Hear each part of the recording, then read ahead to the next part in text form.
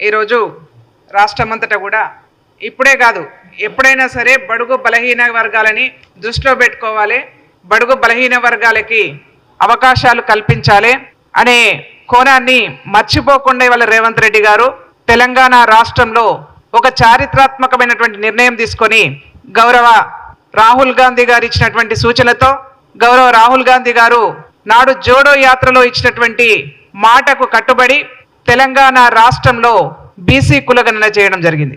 ఇవాళ రాష్ట్ర ప్రజలందరూ కూడా ముఖ్యంగా బలహీన వర్గాలు చాలా సంతోషపడతా ఉన్నాయి.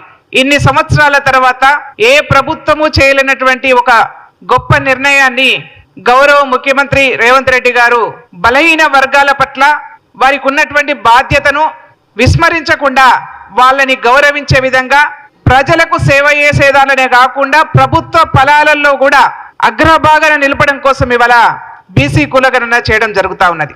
బహుశా ఈ రాష్ట్రంలో ఈ బీసీ కులగణన తర్వాత రాష్ట్రంలో ఉన్నటువంటి ఇతర పార్టీలకు కాలం చెల్లినట్టే అని చెప్పేసి మేము భావిస్తా ఉన్నాం. అందుకే ఇవాళ ఈ రాష్ట్రంలో ఉన్నటువంటి రెండు ప్రధాన పార్టీలు, ఒకటి బీఆర్ఎస్ పార్టీ, రెండు బీజేపీ పార్టీ, రెండు పార్టీలు కూడా ఆగమాగం అయిపోతా ఉన్నాయి. పొద్దున లేచి వాళ్ళు ఏం మాట్లాడుతున్నారో అర్థం కావట్లేదు.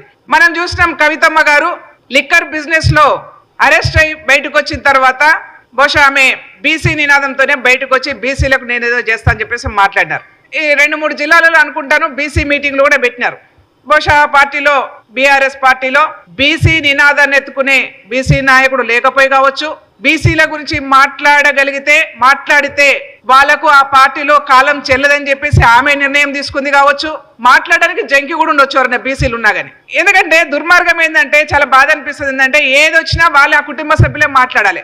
బీఆర్ఎస్ పార్టీలో ఉన్నటువంటి వాక్ స్వాతంత్రం ఏంటంటే ఎవరు మాట్లాడినా కల్వకుంట్ల కుటుంబం మాత్రమే మాట్లాడాలి, బయట వాళ్ళు మాట్లాడడానికి అనర్హులు. బీసీల గురించి మాట్లాడినా, ఓసీల గురించి మాట్లాడినా, దళితుల గురించి మాట్లాడినా, మహిళల గురించి మాట్లాడినా సదరు కుటుంబం ఉంటే మాట్లాడాలి తప్పిస్తే ఇంకెవరు మాట్లాడడానికి అవకాశాలు లేదు, మాట్లాడకూడదు.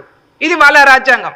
అయితే నేను నిన్న కవిత గారి స్టేట్మెంట్ చూసినాను. మళ్ళీ ఇప్పుడేం మాట్లాడుతున్నారంటే అసలు ఈ కులాల గొడవ అంతెందుకు, మోదీ గారిది ఏ కులమైతే మనకేంది, రాహుల్ గాంధీ గారిది ఏ మతం అయితే మనకేంది, రాష్ట్రంలో ఉన్నటువంటి సమస్యల గురించి మాట్లాడదని చెప్పేసి మళ్ళీ వాళ్ళ కొత్తగా మాట్లాడుతూ ఉన్నారు. మాకేమనిపిస్తా ఉందంటే అసలు ఈ కులాల గురించి మాట్లాడంగానే గుమ్మడికాయల దొంగ అనగానే భుజాలు తడుముకుంటారు.